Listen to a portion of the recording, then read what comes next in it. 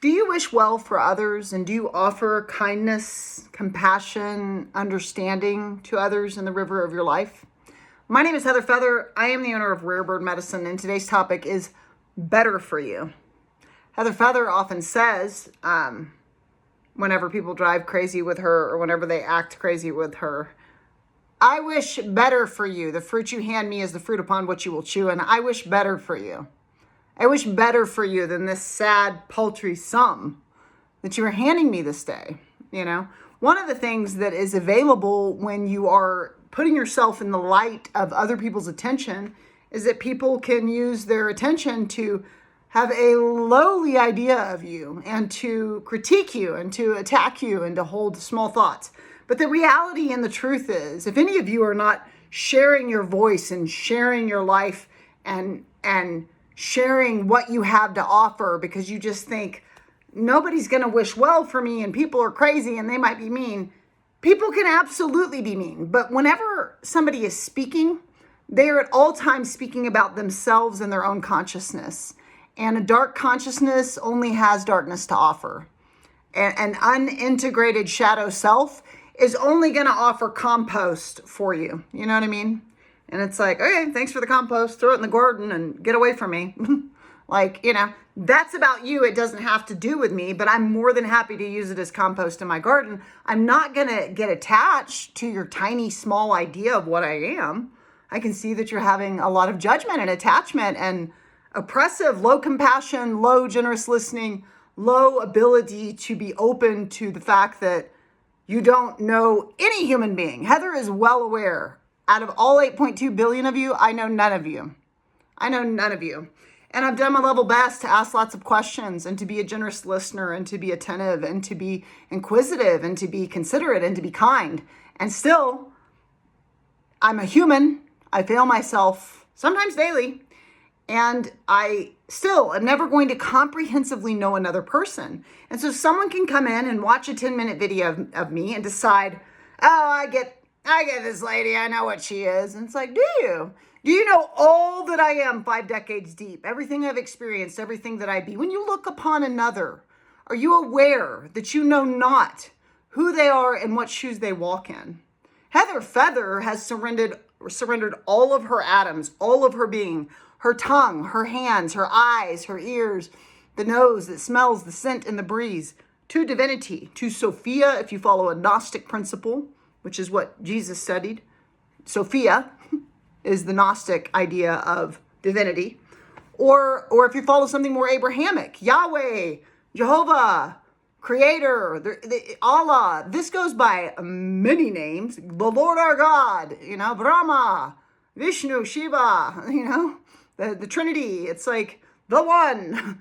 This goes by many names. I've surrendered all of my being to it. I often do it every single day, physically, mentally, emotionally, spiritually. Surrender myself to the spirit of divinity in the name of the light of love.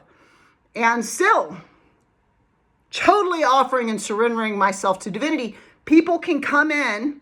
I now feel like a scribe and recording device for divinity and a channel for divinity. And they can come in while I'm playing Galactic Mirror for divinity. Lord, let me be a scribe. Let me report back to you the beauty of your children. And they can still come in and try to darken the doorway of the gateway of my mirror that is recording your behavior with what has been surrendered to divinity. And I wish better for you. I don't wish that you step to divinity. I don't recommend it. It created the all. It is eternally all powerful, all meaningful, And so I don't wish this for you. You are engaging with something that is surrendered to divinity. I wish better for you than a paltry sum you might hand me this day. And oftentimes you do not know who it is you are engaging with. Heather fails herself sometimes. I don't like it. I don't care who you are. If I'm on a phone call and you feel compelled to interrupt me, and I had somebody that lives on the streets that, hey, and it's like, I'm on the phone. You're interrupting. Do not do that, I don't feel that if you step to me rudely, that I need to take a knee and be in a state of service. Now, for many decades, I might feel that I needed to do that. Yes. Oh, I'm sorry. Hold on. Oh, yes. How can I help you? Oh, yes. Oh, let me serve you. Yes. Let me serve you while you're rude to me. You know what I mean? And just because I am in service to divinity does not mean that divinity is open to being treated any kind of XYZ sort of way. Divinity is not interested in illusions and is not interested in chewing on your illusions this day. Heather has taken a massive step back from human interactions because they're often not nurturing, you know? If you know Heather Feather, just think about it. If you know me, if you've met me, if you've engaged with me, if you've taken my class, it is very possible that I've apologized to you. I've done a tremendous amount of apologizing to a tremendous number of two-leggeds in this life that have never apologized to me, that have treated me in far more egregious and far uglier ways than I have treated them. And I wish better for me. I mean, I wish better for me. And I wish better for you too. I wish better for you too. Any being that has ever treated me in an unkind way, whatever that is, there's all kinds of ways to be ugly. You can, for example, suck and take a bunch of energy, attention, devotion, commitment, hard work from a person that is already extremely hardworking, devoted, has a long list of things to do in their life, has a lot of energy to apply to it, tends to be a very driven individual, and you can take their drive and suck it up to serve your own life while you don't take care of your own business, and then you don't return the energy. I've done a lot of service acts for other people that have not served me at all. I've counseled a lot of people that have not counseled me at all. And I've apologized to a lot of people that have never apologized to me.